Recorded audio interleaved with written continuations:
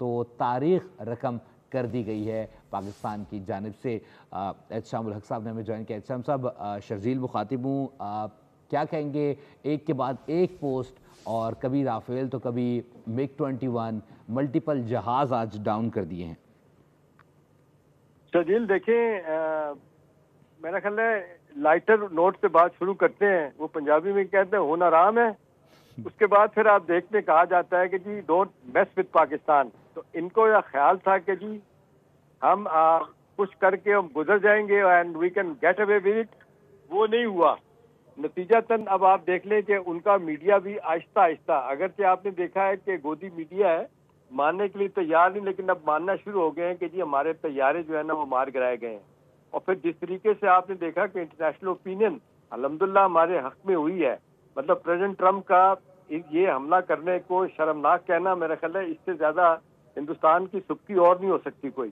اور پھر اس کے بعد آپ دیکھ لیں پاکستان بار بار یہی کہتا رہا کہ جی ہم جنگ نہیں چاہتے، لیکن اگر جنگ تھوپی گئی تو اس کا بھرپور جواب دیں گے، اور واقعتاً آپ نے دیکھا بڑا بفٹنگ جواب دیا گیا ان کو۔ اب سوال ہے کہ جی کیا اس کے بعد وہ خاموش ہو جائیں گے؟ کل تک تو انہوں نے یہی کیا تھا کہ پاکستان کی چند ایک پوسٹ پہ حملہ کر کے آپ نے دیکھا 6-7 معصوم لوگوں کی جان لینے کے بعد، کچھ کو زخمی کرنے کے بعد وہ کہہ رہے تھے جی ہم نے بدلہ لے لیا۔ ہم نے جواب میں کیا کیا ہے؟ ہم نے جواب میں باقاعدہ آپ دیکھ لیں کہ ان کی ملٹری انسٹالیشن جو ہے نا ان کو تباہ کیا، ان کے بریگیڈ ہیڈ کوارٹر کو تباہ کیا، 5 جہاز گرائے، ایک چھٹا جہاز بھی میں کہتا ہوں گرایا گیا، ان مینڈ ایک جہاز بھی آیا اس کو بھی ہم نے گرایا۔ اب سوال یہ ہے کہ جس کو کہتے ہیں گھس کے مارنا، وہ ہوا۔ تاریخ کی ماڈرن تاریخ کی بگیسٹ ڈاگ فائٹ تھی، جس میں 70-80 کے قریب ان کے اور اسی طرح تعداد میں ہمارے طیاروں نے حصہ لیا۔ اس کے بعد آپ نے دیکھا بات یہی ہے، اور اس کے بعد کس طرح وہ بھاگے وہاں سے۔ اس لیے کہا جاتا ہے کہ جنگ میں اسلحہ نہیں لڑتا، آپ کی کرج اور بہادری لڑتی ہے۔ تو وہی ہوا۔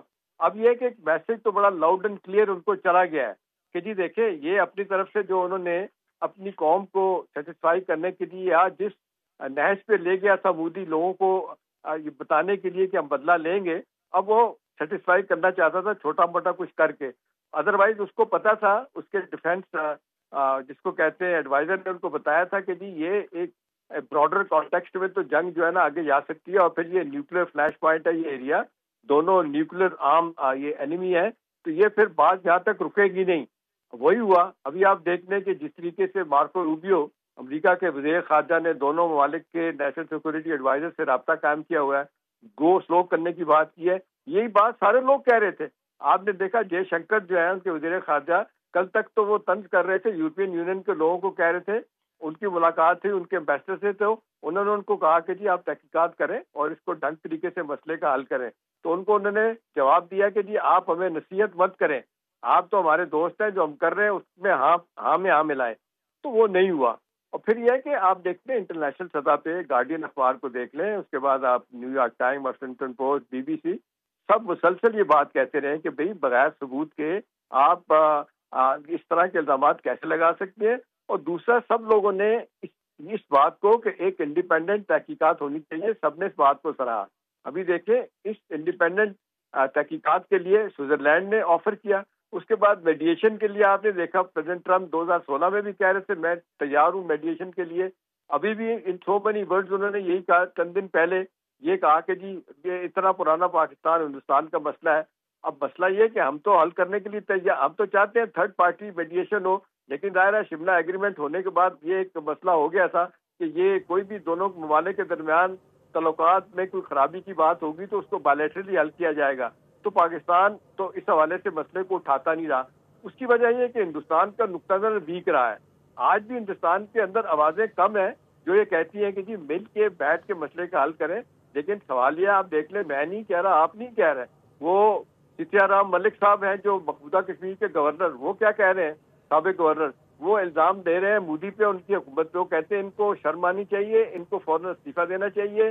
وہ کہتے ہیں اتنا زیادہ ہائی سیکورٹی زون میں اتنا بڑا واقعہ ہو جانا کیسے ہو گیا، ایک پولیس والا بھی نہیں تھا، ایک چھوٹی سی پولیس کی چیک پوسٹ تھی پہلگام میں، اس کو بھی ختم کر دیا گیا تھا۔ تو ان سو مینی ورڈ یہی بتایا جا رہا ہے کہ جی یہ فالس فلیگ آپریشن کیا، اس کے بعد ان کا خیال تھا کہ ہم اپنے اہداف حاصل کر کے آسانی کے ساتھ واپس چلے جائیں گے، وہ نہیں ہوا۔ बड़े दिनों से लगे हुए थे। आपने देखा जब भी वो आते थे पाकिस्तान की फिजाओं में, इनको जहाज पहले पता चल जाता था, भाग जाते थे। कल इन्होंने अटेम्प्ट की, उसके बाद आपने देखा रात के बाद क्या इनका हाल हुआ। अब खामोश है फौरी तौर पे। तो अब यह है कि सांप सूंघा हुआ है, अब उनका मीडिया आहिस्ता आहिस्ता अपने लोगों के खिलाफ बातें कर रहा है। इसी तरह आप देख लें उनके पार्लियामेंट के कुछ लोग हैं, मीडिया के कुछ लोग हैं, कम है। करण थापर देखे, बड़ा शानदार, बड़ा आला किस्म का साथी है, वो भी यही सवाल कर रहा है। तो अब ये है कि क्या ये सेंस प्रिवेल करेगी भारतीय क़यादत पे, तो बाजार लगता नहीं। अपनी तरफ से तो मोदी ने इजाजत दे दी अपनी फौज को कि जी मेरी तरफ से इजाजत है, जिस तरह का हमला करना करे, लेकिन वो भूल गए कि इसके कॉन्सिक्वेंसेस क्या होंगे। और भाई पाकिस्तान सीरिया नहीं है, पाकिस्तान यमन नहीं है, पाकिस्तान इराक नहीं है, पाकिस्तान लीबिया नहीं है, पाकिस्तान अफगानिस्तान नहीं है। ये बात उनको समझ आनी चाहिए थी, और अल्हम्दुलिल्लाह आप अच्छी तरह समझ आ चुकी होगी। तो अब यही बात उनको लोग समझाते भी थे, उनके वेल विशर वो भी समझाते थे। लेकिन आप देख लें इतनी माइटी फोर्स लेके फिर श्रीनगर में आज भी आप देख लें कि इजरायली एडवाइजर आके बैठे हुए इस वाक़े के फौरन बाद आके बैठ गए थे। कुछ पहले भी थे उनको एडवाइजर, वो भी उनको असला भी लेके आए, दुनिया जान की मॉडर्न गैजेटरी लेके भी आए। लेकिन सब कुछ होने के बावजूद धूल चिटाएगी उनको। अभी देखें आहिस्ता आहिस्ता आवाजें आना शुरू होगी। अभी देखें एक जहाज के मलबे के ऊपर आके राफेल तैयारे के खड़े होके देख रहे हैं कि ये तबाह हो गया। कहाँ झूठ बोल के कहाँ ये छुपाएंगे, हमारा कोई नुकसान नहीं हुआ, कुछ नहीं हुआ। लेकिन आप देख लें ये सच छुप नहीं सकता, सच्चाई को सामने आना ही होता है। और फिर ये कि दुनिया को भी देखना चाहिए, इंटरनेशनल ओपिनियन को भी देखना चाहिए, इंटरनेशनल कम्युनिटी को, कभी कौन जाति कर रहा है बगैर तहकीकात के, बगैर किसी प्रूफ के आप इल्जाम लगा के और आप कहें कि जी हमारी बात मान ली जाए, हमें इजाजत दी जाए, हम कोई छोटे लेवल का अब अपना हमला करके तो वापस आ जाएंगे सिर्फ अपनी पब्लिक को सेटिस्फाई करने के लिए। तो ये नहीं हो सकता। तो अब इसका तो जवाब आ गया। अब देखना यही है कि आज देखते हमारी नेशनल सिक्योरिटी काउंसिल की मीटिंग हो रही है यहाँ पे। कल प्राइम मिनिस्टर को ISI में